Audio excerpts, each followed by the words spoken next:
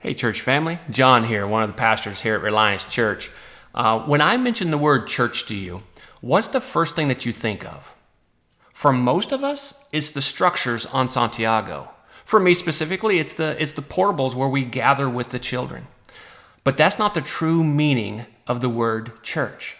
If we read in Ephesians chapter 2, verses 19 through 22, it says this: "You are no longer foreigners and aliens, but fellow citizens with God's people and members of God's household, built on the foundations of the apostles and the prophets, with Christ Jesus himself as the cornerstone.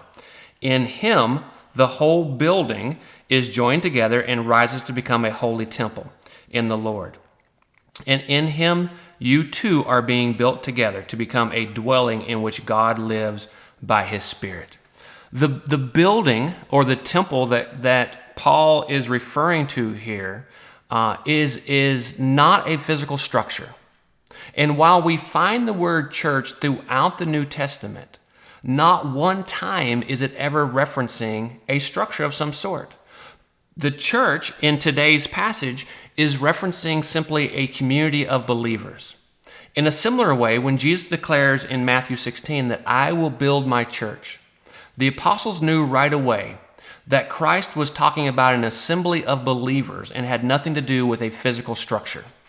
It's worth mentioning again that in the New Testament, no synagogue, no temple, no chapel, no tabernacle, no building, no meeting place of any kind was ever referred to as a church.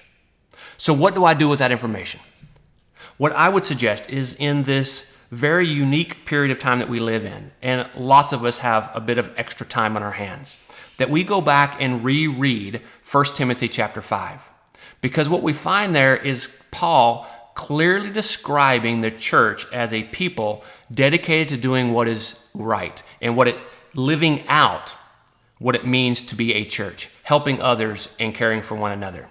We all strive and desire a revival, but the absolute quickest way to see Jesus change lives is for you and me to live this out.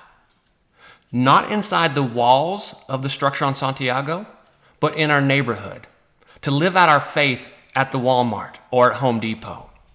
We live in a very unique time, and the church is at its very best when we take God's message outside the four walls and put our faith on display, both in words and in action.